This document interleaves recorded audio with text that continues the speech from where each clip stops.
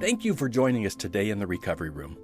I'm Tim Tedder, and I've asked Jennifer Gingras, one of our other affair healing coaches, to join us today to talk about the book Runaway Husbands by Vicki Stark. This book is a valuable resource for wives whose husbands have unexpectedly declared they're leaving the marriage. This is the first of a two-part conversation we had about the book. I'm also going to bring in comments from Elise, who was my guest on episodes 2 through 4. If you haven't heard her story, I'd encourage you to go back and listen to the first one, in which she describes the betrayal. Her story provides a vivid example of a runaway husband, and, in fact, this book became a valuable resource in her healing journey. I'll include a few of her comments from that interview to illustrate points made in the book as Jen and I talk about it. Be sure to check out the episode notes for information about the book and other related resources, along with information about how you can reach out to Jennifer or me personally if we can help you in a coaching capacity. And, as always, if you find this podcast helpful, please share it with others and give us a positive review. We love that. Okay, let's join the conversation.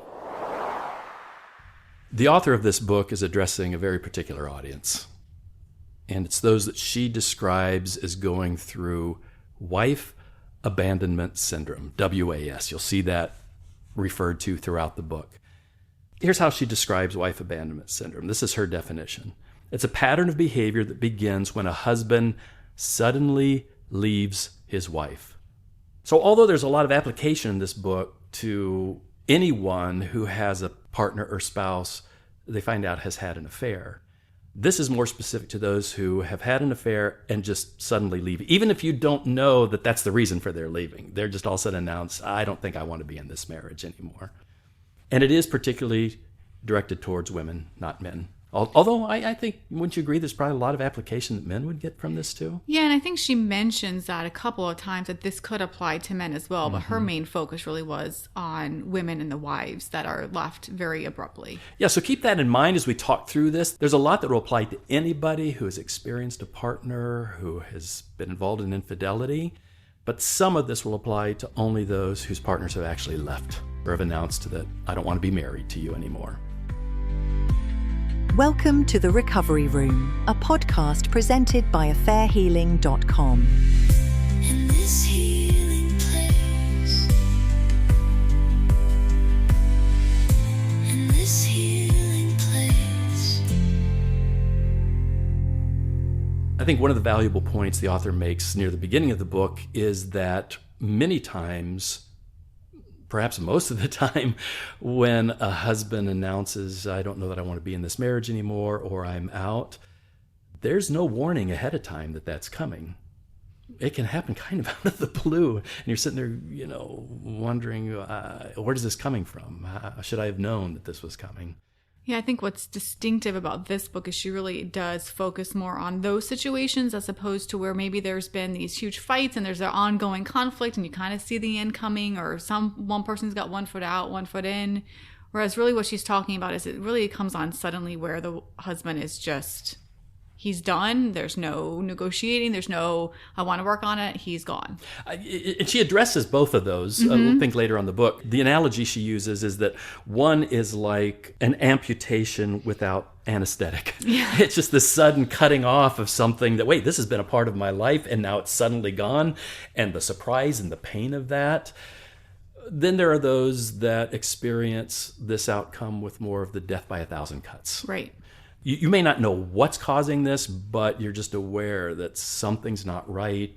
And so these little evidences of something wrong until the declaration is made that I don't want to be in this marriage anymore. But there are a lot of times when it kind of comes out of the blue. I mean, when that happens, what do you have to deal with in your own clients when they're sitting there kind of shocked and surprised with what's happening? What are the questions that are often going through their mind? What I see most often is they're trying to make sense out of what is happening now in the current present day, because they're in a state of shock and survival. But then eventually it's, but what actually happened? How did I not know? How did I not see anything? Were there signs? And there's a lot of self-doubt and questioning. They're really trying to make sense out of their world. Why did this happen? Where did this come from? Why did he leave? Did I do something? Was it him? So there's just a lot of unknowns. And this fight to think back, okay, I should have known. What did I miss? And it's almost like they're taking the blame. I should have seen this coming. The author makes a great point in stating very clearly that sometimes there really is no evidence. It does come as kind of a surprise because everything the husband is going through is really internal in him.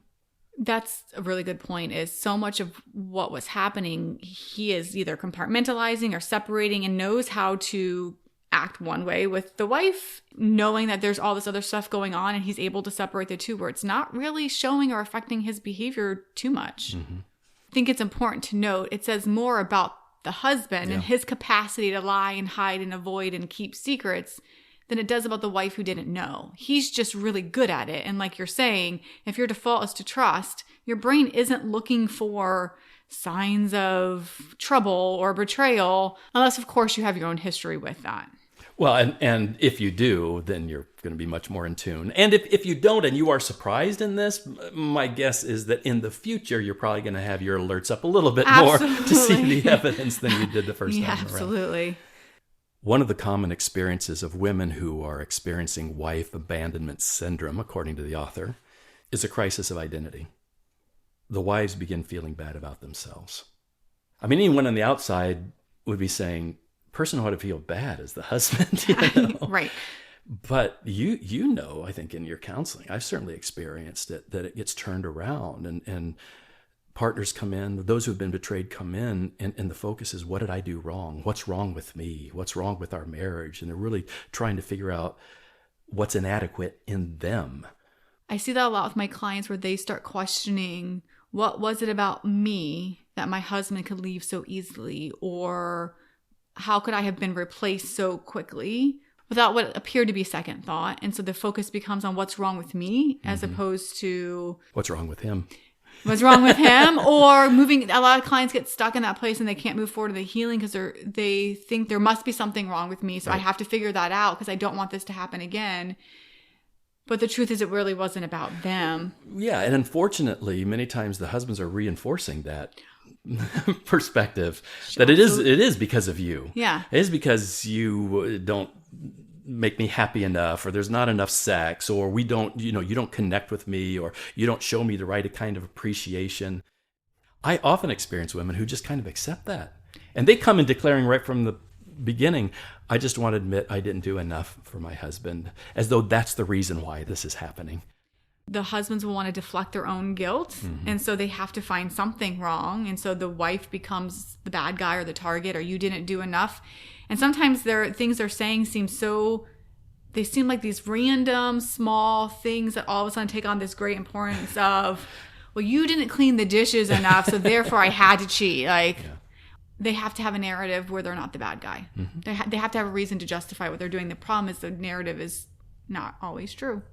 So when you work with women who are caught in that question of what's wrong with me, and kind of taking the responsibility and blame on themselves, what are some of the things that you encourage them to do to not get caught in that self-condemning loop?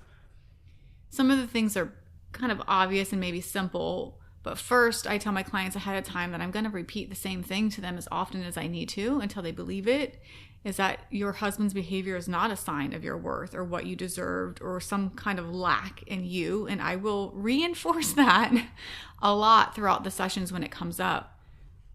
My clients have already took that step to do individual counseling to process through some of the things that are coming up and about what happened. So we always encourage clients to have the individual time with a counselor who has experience in this area to help work through that. That may sound a little self-promoting because we are counselors and coaches who do that sort of thing. But man, for people to navigate this just on their own without help, it's hard with the help. So I agree. I strongly encourage people to find someone who is qualified, who has worked in this area before to help. What else? So you mentioned support. So individual counseling is one form of support, but another one is finding support groups, whether it's online and virtual, which there's so much more of that nowadays, or if there's any local ones that are meeting in person and you're comfortable with that, it's really important to hear other women's stories, and you'll see the similarities. You'll see that other women are going through the same thing. You'll know that you're not alone in this. And so finding support through support groups, through family and friends who are safe to share with, that really are going to advocate for you and be there for you, support in some way, shape, or form is probably the number one thing. This book specifically addresses wives whose husbands have left the marriage. Sometimes the wife is aware that there's an affair that's going on. Other times they find out about that later. In the book, the author talks about the hallmarks of wife abandonment syndrome. Let's just read through these, and if we have comments on any of them, we can say it. She says, first of all, prior to the separation, the husband had seemed to be an attentive, emotionally engaged spouse, looked upon by his wife as honest and trustworthy. Even in the aftermath of him revealing to me that he didn't want to be in the marriage anymore, I still held on steadfastly to the idea that my husband would never, ever be unfaithful to me. And this kind of just highlights what we had talked about previously of why the wife doesn't know. Right. Because on the surface, everything appears to be as it should be. Yeah. Normal, good. Yep. Didn't know anything was wrong. Yep. The second hallmark would be the husband had never said that he was unhappy or thinking of leaving the marriage, and the wife believed herself to be in a secure relationship. We have barely ever fought. We don't argue. We are in sync about raising our kids, about what to do with our money, how to invest it. We have some really good time together. We take vacations together that we both love. We have a good sex life. Why are you not as committed to this as I am after 18 years without having any conversation with me or sounding any alarm that something was wrong?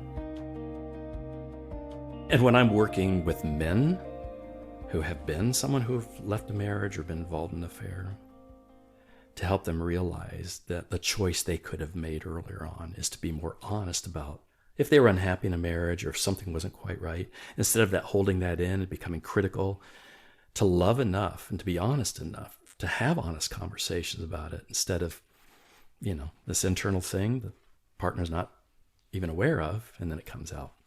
Yes, I see that in men who tend to struggle with having difficult conversations, who are conflict avoidant or sharing how they really feel. That's a lot of men. And so they hold in all this maybe resentment or things, maybe seemingly small things that have happened that really affected them. And then it just builds and builds and builds, but they're not talking, they're not sharing because they typically avoid those uncomfortable emotions. And in their thinking, that becomes a criticism of their partner or of the marriage. When I help them understand that should be a criticism of you. Yes. If you were really loving them in the right way, you would have been more open and honest about that instead of letting it become what it became. Yeah. The third hallmark, the husband typically blurts out the news that the marriage is over out of the blue in the middle of a mundane domestic conversation. How discombobulating. I'm doing the dishes and all of a sudden you're leaving. Yeah. Yeah, that's really hard. Yeah, before you go to work, there's something I want to tell you. Yeah. Yes. Number 4 is reasons given for his decision are nonsensical, exaggerated, trivial, or fraudulent. So he's just making some stuff up. Yeah, and it really Doesn't make hardly sense. ever makes sense. Yeah. He told me he wanted to break up our 18-year marriage, and his reasoning didn't make sense. And this came completely out of the blue. So you didn't see it coming. You didn't suspect there was that level of dissatisfaction. There were no obvious clues that was... I was entirely 100% blindsided. There have been many times someone has come in and they're telling me the story of a husband who's declared he wants a divorce or is leaving the marriage, and they're trying to make sense of it. Because it's not making sense. At all. Yeah. When I ask them, well, what is he telling you? And they start giving the reasons, the reasons don't line up with such a severe choice to, I'm just done with this marriage. And that's why it's so confusing to them. And in my experience, that's not normally how this plays out if the only issue is problems in the marriage. Because if there's nothing else that's pulling them away from the marriage, then a natural response would be maybe an honest declaration. I'm not happy. I don't even know if I can stay in this marriage, but at least an openness, because you have a history. A lot of times you have children. And so at least there's this willingness to consider, is there anything we can do about it? I don't even know if there's anything we can do about it, but I'm not happy in this. But at least an openness to let's explore it. Maybe we get help instead of just declaring I'm done. Right. So when that happens, and I know it's not making sense to them, and it's really not making sense to me, I always ask the question about gravity. That's just the term I put to it. Instead of them leaving the relationship, and that's the only explanation they're giving, I don't like this relationship, or I'm not feeling connected to you, I'm unhappy, or whatever. It only makes sense if you consider, well, what other force is at play here? What is it that's attracting them away, pulling them away from the marriage? That's the only thing that makes reasonable sense. And most of the time, it's an affair. Most of the time, I don't think we can say it always is an affair. It could be a pursuit of another dream or passion. It could be something else, but 95% of the time, it's someone highly else. Yes. and I can't tell you how many times I've suggested that, and the wife will say, well, my husband would never cheat on me. I know that's not the issue. And most of the time, they'll come back later and say, hey, guess what? I found out. It's the times you don't want to be right. Yeah. As a counselor. So when it's not making sense, there's probably a reason for that. Yes. The fifth hallmark of wife abandonment syndrome is this. By the time the husband reveals his intentions to his wife, the end of the marriage is already a fait accompli. And he often moves out quickly. Which a lot of times the wife is left, do I not even get a chance? Right. Counseling, Yep. we're not even gonna have a conversation, and it seems so abrupt and sudden, and there's already so much that's unfair about the situation. That alone of we were together for however many years and you're just gonna give up. I don't even get a chance to fix it, rectify it. This exit has already been playing out in his head in different Yes. ways. She's just not been part of that. Right. And so he's prepared himself, done all of this, and he finally declares it. Now it's the beginning point for her to try to figure all this out. It's a bit unfair. I said to him, I'm 100% in this. I have no doubts. I will do whatever it takes to save this marriage, to work on it, to get us back to where we need to be. But I haven't heard from you in this entire session that you are committed to working on this with me. And the therapist looked at him and said, okay, well, she's asking you this question. Are you committed to making this work? And he turned his head away from me and looked away completely and towards the wall and said under mumbled breath, I don't know. The sixth one is the husband's behavior changes radically, so much so that it seems to his wife that he's become a cruel and vindictive stranger. Who was once a loving, attentive spouse is now this really negative, vindictive person you don't even recognize anymore. For my whole adult life, our whole relationship, I have thought the world of him, to have the most integrity, to be a caring and compassionate person, to be someone who had a life's mission to help other people. And he's a fraud. He's none of those things. And this is where those almost nonsensical reasons for leaving come in, where he has to find something to make himself the victim, to justify what he's done. And so he will use anything that's, you didn't bring in the groceries the right way or unload the dishwasher when I asked. And it just seems so random. And the husband has no either awareness or will speak about the part he has played. So there's no remorse. There's no I'm sorry. There's no I contributed to this in some way. There's no I didn't tell you these things. It's you're the problem. I'm the victim. And that's why I get to leave. And I think that's why a lot of wives come in and have determined my husband is a narcissist. Yes. That's the... And they are acting narcissistically in those moments. That Right. doesn't mean necessarily that they'd be diagnosed as a narcissist, Right. but it is a very selfish perspective. Absolutely. The eighth hallmark is in almost all cases, the husband had been having an affair. He typically moves in with his girlfriend. There's the gravity. There's what is Right. pulling me out of this. I have somewhere else to go. Yeah. Now, I don't know that I would agree that they move in with their partner most of the time, officially at least. Sure. They're not just changing their address and now I'm living with them, but they are totally invested in now this is the relationship I'm contributing Yes. to. And sometimes they are staying with them or they're sharing space, but that happens many times. Number 9, the husband makes no attempt to help his wife, either financially or emotionally, as if all positive regard for her has been suddenly extinguished. Yeah, it's just another evidence of just how quickly things can seem to change. And then the last one. Systematically devaluing his wife in the marriage, the husband denies what he had previously described as positive aspects of the couple's joint history. Oh man, we see this all the time. Yeah. The history is rewritten. It is so predictable that before someone can even say it, I'm going to tell. Listen, I'm going to tell you what I think you're hearing from them. They've already it's sometimes going way back to the beginning of the Yes, relationship. I never loved We you. didn't really never connected Yep. well. We probably shouldn't have got married in the first place. And the wife is remembering all these experiences as positive memories, and she's hearing from a husband that's just diminishing all of those things, taking the value out of them as though his experience was something the opposite of what she's experienced. Hear us very clearly. The truth is, he experienced that shared memory with you. It's just to his advantage not to remember that. Yes. So he's changing all of that. It's not that he's intentionally lying to you. He's convincing himself that it was never good. And he's probably been justifying that to himself and to the affair partner. Sometimes the affair partner is jumping in on that and pointing out ways that in his marriage he's never really been connected or satisfying. By the time you hear it, the narrative is completely different than what you remember. Another reason why the wife starts questioning her own sanity, is this really what happened? Was this my fault? Was I seeing things differently? It's like that gaslighting that goes on where there's this whole, the term we often use is rewriting history. You really do start questioning your own memories. Yep. Yeah. To try to make it make sense in some way. Right.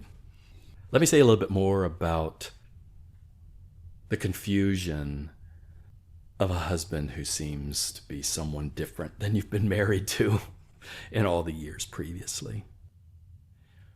There's a tendency, I think, for wives who are experiencing what we're describing, the wives who are going through the wife abandonment syndrome, to look back at their own history based on what's happening now and all the value of everything they remember, the connection that they felt, those things that were positive about a marriage, to suddenly have all the value of that stripped out, for them to say, I guess it wasn't what I thought it was, because that's what he's saying.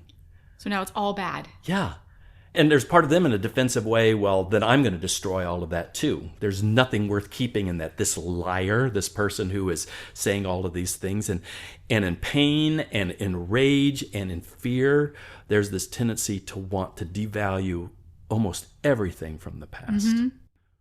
One of the practical ways that shows itself is, running through the house and taking down every picture that you ever had, piling up all the photo albums of the history you shared together. And I've had wives who have taken them out in the backyard and made a big pile, throw some lighter fluid on there and burned it all down. Feels good in the moment, maybe. Throw it in the trash, break all the pictures, tear them into pieces. There's part of me that really understands that reaction. I mean, how do you work with wives who are kind of in that place of just wanting to devalue everything from their past? I try to encourage them to not look at things as all good or all bad. Most things in life are not. There's a lot of gray. And so to honor that, especially in really long marriages and relationships, no matter what the husband is saying at this moment in time, there was good. there were happy moments, and there are things that you may have grown and learned as an individual because of these things. And him too. Even if he's not acknowledging Yes, it, yes. you know the truth of that. And so to acknowledge that you have to hold both truths at the same time, that yes, this is painful and this is confusing and this really is really hard, but there was good still there. Yeah, don't let it redefine those things that were good in the past. Right. Yeah, I mean, you don't have to honor those right now. Sure. But don't go to the other extreme and just say, well, I'm going to chuck it all. Right. And if I can quote Taylor Swift really quick, okay. and her song Happiness, she says in one of the lyrics, there will be happiness after you, but there was happiness because of you. Both of these things can be true. Oh, that's really good. One of the quotes that the author has in the book is from a woman who experienced a husband who left her. And this is what she says about her memory of a husband that she felt connected to, a husband that valued their marriage together. She said, "That man died the day he left me and was replaced by a person I've never had positive feelings for, someone I didn't even know. But nothing and no one will ever again touch the memories of the husband I loved and the marriage I put my heart and soul into." I think that was a pretty good perspective. Yeah, to recognize this new version of him. I have no connection to him. I have no loyalty or longing for him. But what we had, that man I fell in love with and the things that we shared, he's not going to take that away from me. That's a pretty healthy perspective. Yeah, and he's already taken enough. Yeah. The newer version. And so a lot of times we recommend that our clients who really want to destroy things is to actually take all those things you would want to destroy, box them up, put them away, out of sight, out of mind. And then you can decide when the emotions have calmed down and there's been some healing, what do you want to do with those now? Yeah. I mean, if I could be in the room with someone who just was going through this sort of thing and knowing that tendency to, I'm just going to let the fire burn all this past out of my life, be able to say, well, I get that. And maybe you will decide to do that someday. But for right now, take all that down. Yeah, just exactly what you're saying. Give it to a family, friend, store it somewhere in the attic, whatever you need to do, just get it out of sight and mind. And somewhere down the road, then make the decision. Because it may be valuable to you. It was part of your story. It may be valuable to your children, if you have children, because that's part of their story. And it's painful right now. It'll have some pain in the future. And yet, to be able to share with them honestly, no, there were good things about us. Children need to learn that. Yeah, and as much as the husband may be trying to erase history, you can't. Right. It existed, it was there, and it's important to not avoid the truth of the memories or what was before, even if that's not what is now. Faith over failure.